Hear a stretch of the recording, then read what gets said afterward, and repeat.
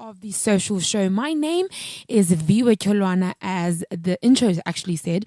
And if you want to know a little bit about what we do, please go to social-tv.co.za. Otherwise, you can also go on our Twitter page and our Facebook page and the likes, and you can find out a little bit more about what it is we do, or I do rather.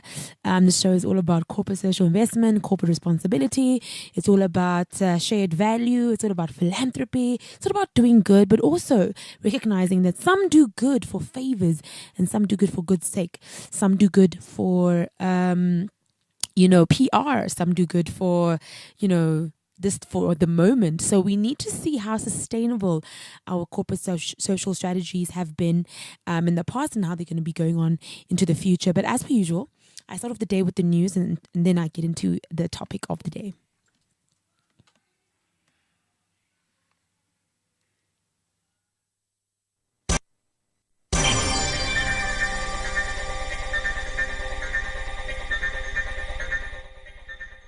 The University of Johannesburg intends to alleviate poverty through a new initiative, the Africa Centre of Evidence, the ACE. The centre will bring together UJ students, faculties and experts in the government and non-profit sectors to incubate evidence-informed solutions to reduce poverty and inequality. The centre is set to launch on Monday, the 9th of October. Actually, it was yesterday, 2017, at the university's Bunting Road Campus School of Tourism. The Africa Centre of Evidence combines cutting-edge research with policy engagement to enhance the role of social policy in reducing poverty and promoting opportunity and economic security. In other news, the AGT Foods and RADA personnel recently set off for the Tata Kematla Orphanage and Vuyiswa home for mentally and physically disabled people in Orange Farm to deliver at least 100 kg of green pea chips and 40 kg of potato granules. Added to this, AGT Foods also donated 500 kgs of EPUP and an instant pre-cooked nutrient-dense porridge with a track record of 17 years of making a difference to communities in 15 countries. EPUP is a whole food that has vitamins and minerals that the body can absorb and use. RADA is an acronym for Rape, Alcohol and Drug Abuse, and it is a non-profit company that is trying to combat these addictions and atrocities in the society. The company also plans to build comprehensive renewal centers in South African cities to begin with the eventual eradication of poverty in the country. And that concludes our news for the day.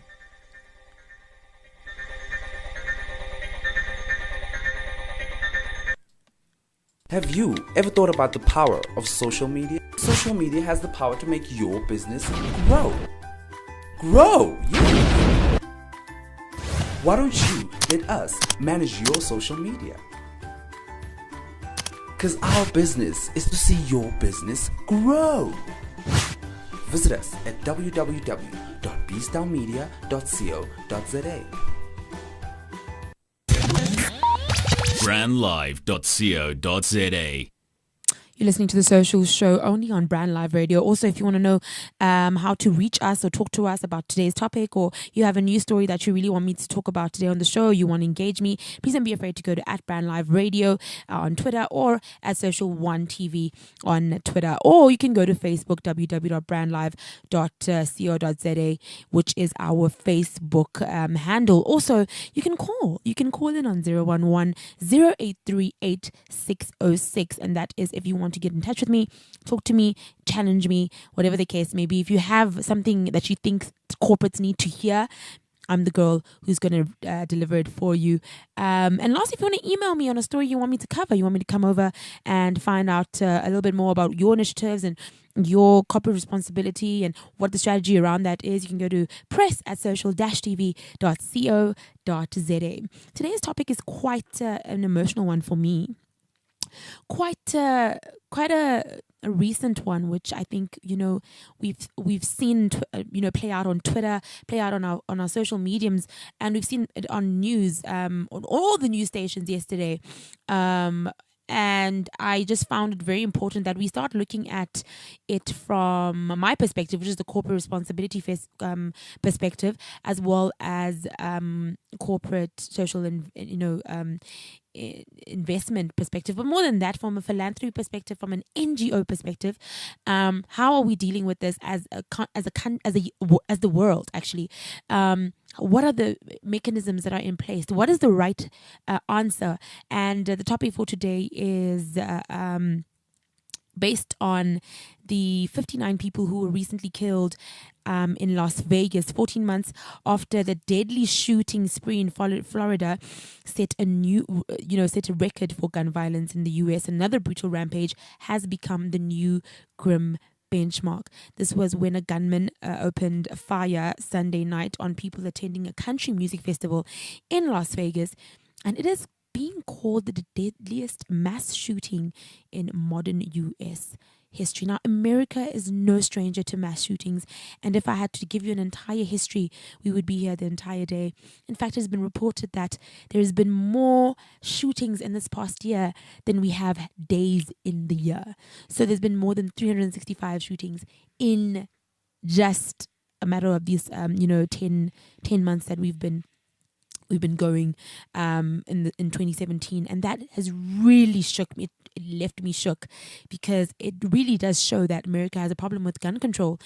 But I'm just going to give you a little bit of a history of a few that really did, shake up the world and make people sort of look back and wonder. And I mean, all of them were quite horrific. All of the shootings that have ever sort of occurred in America have been quite horrific.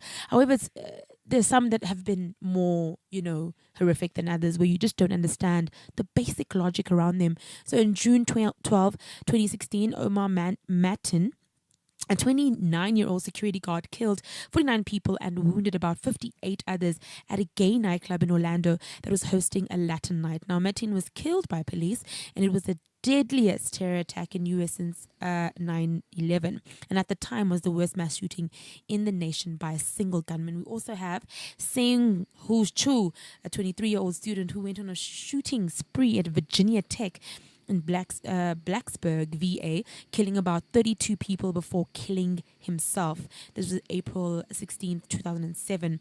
Quite recently to that, in December on the 14th of 2012, Adam Lanza, who's 20 years old, gunned down about 20 children and 6 adults at Sandy Hook Elementary School before killing himself. And again, October 16, 1991, we have George Hennard, I just hate saying their names, but I have to, who was 35, and he crashed his pickup through a wall of what was called Luby's Cafeteria in Killeen, Texas. And he shot and killed about 23 people before committing suicide.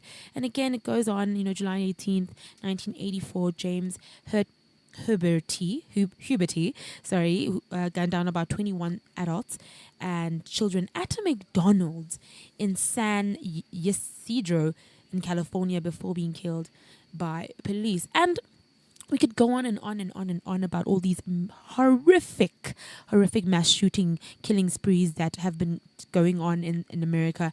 And I bet you wondering, why is it so easy for people to get a gun in America? A lot of people don't know the kind of rights and the kind of amendments and the kind of society that sort of runs in America, that allows for people to get guns, allows for people to shoot, not even allows for them, but makes it easier, because you don't find this in a lot of different countries, especially first world countries. You don't find that you have this really horrific number of people dying because of mass shootings, because of people who have an agenda against America, who are mentally disabled, to be quite frank, or who have issues around depression and all those kinds of things, and have access to guns. How is it possible that people that are so evil are able to get guns so quick, so easily?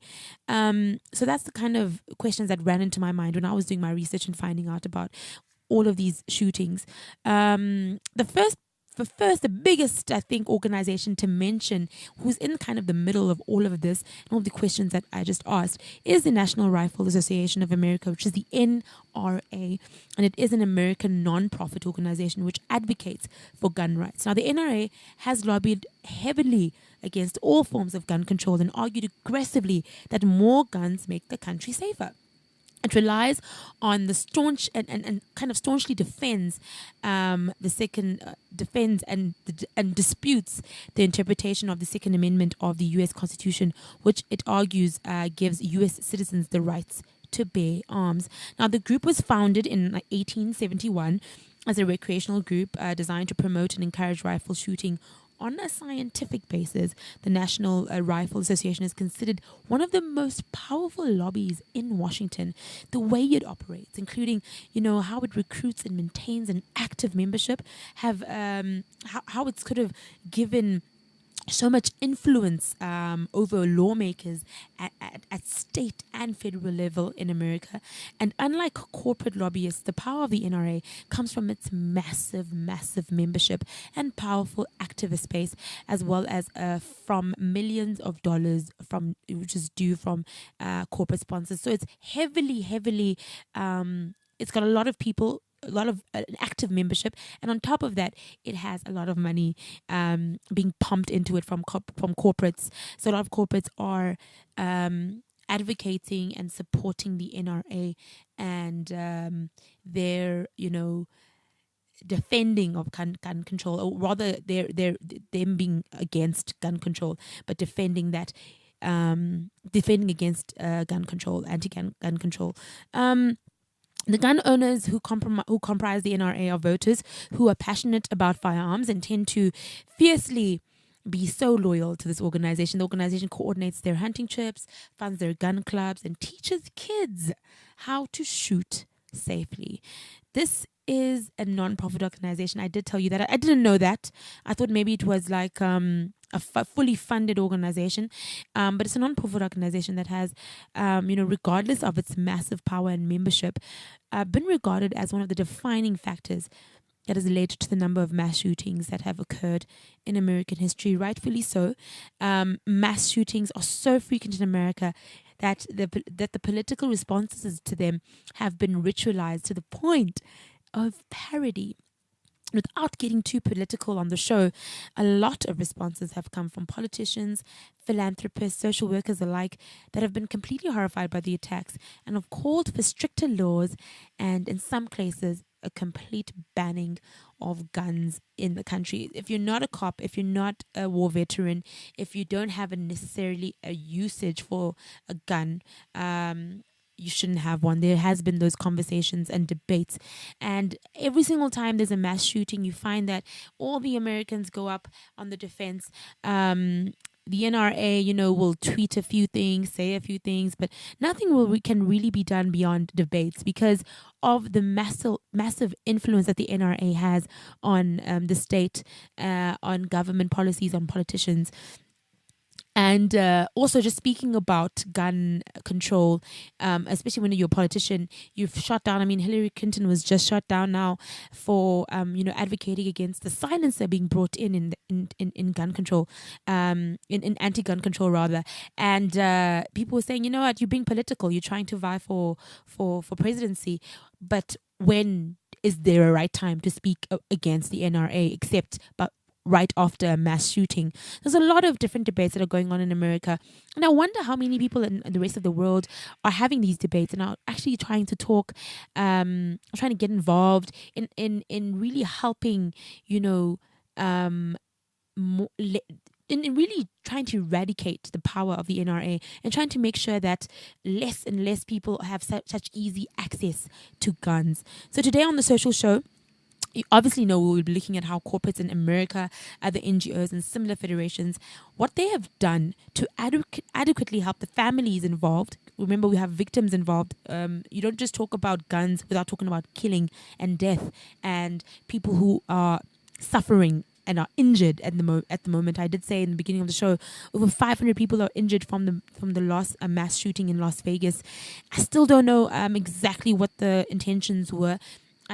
police and the law has been sort of dealing with it, and they've been trying to find out what the cause was. We don't have all the information, but for me, if more than 500 people can die at a concert, there has to be more than just debate going on. There has to be more than just talking about gun control. We have to talk about where do people go after they have experienced such a horrific attack. Who is out to help? Who's the best to go to? How do people really reconcile with that? Because it isn't like a tragedy, like a it was a war, or were being robbed. It was just somebody who had a gun and went gun crazy on a crowd. So today we're going to be looking at corporates in America and other NGOs and similar federations, as I said, who are looking at how to help the families involved, who are also making sure that people are aware of the potential danger of the potential gunmen in their country. How aware are American citizens that you could be shot at any time? What are you going to do? I know the NRA has said a lot of times that if you had a gun, you'd be able to protect yourself from the gunman. But not everybody wants to kill. Not everybody has the urge to kill, or the it takes a lot of guts to have a gun and shoot at somebody to hurt them. So I don't find that an adequate response. But regardless, a lot of people have said that's the only way to really be safe from a potential gunman, to have a gun yourself. I can't imagine a world where everybody's walking around with a gun, and I don't think anybody else can either. Anyways, another question we'll be looking at is, how are citizens in and outside of America pushing for stricter laws within gun control, if at all? So is it just an American problem? Are we going beyond in different countries, as we'd want support in South Africa, as Palestinians want support at the moment with, anti-apartheid, movement that's going on there, as we wanted help, as different countries need support, as Fees Must Fall went. How do we, as a global community, a global village, really chip in to make a difference in American anti, gun protest, anti-gun narrative? Are we playing our part, or are we just saying it's an American problem? These are really critical questions to ask yourself when you're sitting there and you're wondering, what do you really give your money to? What do you donate to as a corporate, as a human being? What do you volunteer within? Are you only looking at specific things that you see, like relief, systems from Haiti and all those kinds of, horrible Hurricane Harvey, Hurricane Maria, which just passed? Or are you looking at education? Are you looking at what are you looking at? Are you looking at gun control by any chance? Is it something that's ever come into your mind? Is it something that you have spoken to your kids about? Have you had the conversation about gun control and what a gun means and what to do when they see a gun? And is it something that's a reality in South Africa? And if not, is it because you don't know enough about it? Or is it because we've turned a blind eye to it? We just see it as something that, potential robbers and gangsters will have, instead of looking at it as, how easy is it to get a gun in South Africa? Number one. Number two, do our kids know this? Is it something that they're talking about? Also, what influence does these American mass shootings have on the youth in other countries? Are people thinking in the similar patterns? Remember, a lot of these gunmen have been said to have mental issues, whether it be depression. And are we also overlooking the fact that what is the mental stability of these shooters, and how is it affecting the mental, the community that is suffering from mental disabilities in our country? How are they thinking? And how can that be a potential risk for our country? Anyway, if you have any answers to these questions that I'm posing, because obviously they're a bit open-ended, I'm just speaking out of my head. And if you have anything to add as to what your immediate response is to guns and using them, please don't be afraid to go to @BrandLive radio or Facebook at www.brandlive.co.za, and I will be able to get your messages on time. But before I get into the different organizations you can be part of, or you can look up the different organizations that offer trauma counseling for victims, I'm just going to take a short break, take a breath, and we'll be back on the Social Show straight after this. brandlive.co.za.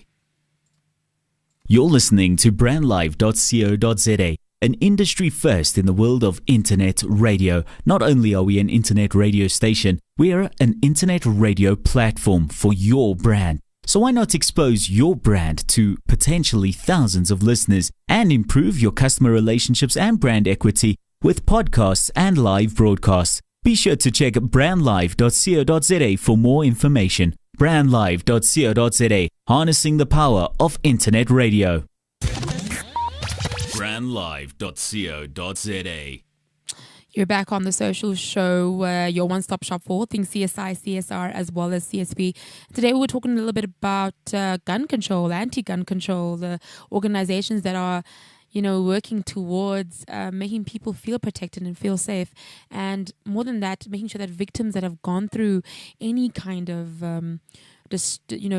situation like that are supported. And I'm just going to name a few before we end off the show, so you can just look it up and see what your thoughts are. Sort of grapple with it in your mind and just see what you can do. The first is the Every Town for Gun Safety. These are all in America, by the way. I don't think we have any of that in South Africa. And if we do, it's not a very big entity. So I'm just going to speak from an American perspective. So we've got Every Town for Gun Safety, which is a movement of Americans working together to end gun violence and build safer communities. They focus on reform in 4 main areas, which is background checks, which I think is important, domestic violence, preventable deaths, and gun trafficking. We also have the Brady campaign. Now, the Brady campaign strives to create a safer America for everyone. And they say in a statement that they want to dramatically reduce the gun deaths and injuries in America. They're aiming to cut the number of U.S. gun deaths in half by 2025 by focusing, again, on background checks, stopping the bad apple gun dealers, and voicing the dangers of keeping guns in the home. The organization name honors former White House Press Secretary Jim Brady, who was shot and seriously injured during an assassination attempt on President Ronald Reagan. We also have the New Yorkers Against Gun Violence, the NYAGV, and they focus on protecting the residents of New York, particularly youth, from gun violence. They aim to reduce gun violence through legislative advocacy and education designed to encourage action, influence opinion, and lead policy change. We also have the Newtown Action Alliance, and obviously following this tragic shooting of Sandy Hook Elementary School, residents of Newtown, Connecticut found the Newtown Action Alliance, and they're dedicated to reversing the escalating gun violence epidemic in this nation through the introduction of smarter and safer gun laws and broader cultural change. We also have the Violence Policy Center, founded by the Newtown residents in 1988. The Violence Policy Center works to stop gun death and injury through research, education, advocacy, and collaboration. So if you want to find out a little bit more about them, you can find them on our Twitter page. We'll be tweeting them and finding out and just giving them a bit of light for anyone who just wants to go somewhere and be helped. Also, we're just going to talk a little bit more about just to close off, where people can go, where families have been going to get the necessary help. We have MGM Resorts. MGM Resorts International has established a hotline for victims, family members, and others to speak about what happened. Those impacted can call the numbers on their website, but MGM Resorts International has also sent out a call for certified trauma counselors. Anyone who is able to volunteer their time for counseling services can go to Circus Ballroom D and will be given an assignment. We have the Las Vegas Counseling Center, which also I think is probably working overtime now, and is offering free services for this week for those who need, and can be contacted on their various numbers if you're in America or you know somebody in America. We also have the Springs Church, which in addition to prayer offerings, pastors and church leaders offering pastoral care and counsel to people as needed. You can also find them on their website.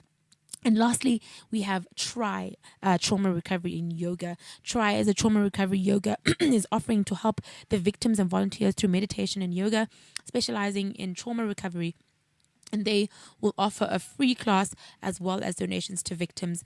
Exact time and location of a free meditation and yoga program is also part of it. You can visit their website for more information. All of these will be on the site. If you want to help somebody who you know might be a bit traumatized, or if you are listening from somewhere else in America and you really don't have this information, you can find it on Brand Live Radio on our Twitter page, and it will be tweeted for your convenience. I, for one, have to say that I am horrified by the mass shooting, and I really send out my prayers and my condolences to all those who lost family members, all those who are injured at the moment. I really do hope that you have a speedy recovery and you do find some healing. And I really do hope that you, as a listener, start thinking a little bit more about gun control and how it can affect our country eventually. Think about desensitization that is constantly happening through the media. Think about your children. Think about other people's children. Think more about the families, and if it was you in that situation, and perhaps you can come up with a solution to sort of prohibit and prevent it from becoming an epidemic, or even just an idea in South Africa.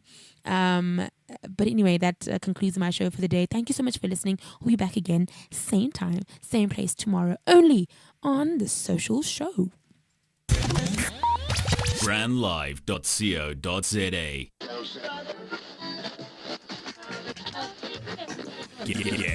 Guess who got brands talking? brandlive.co.za.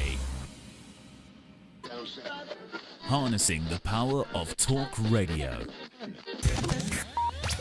brandlive.co.za.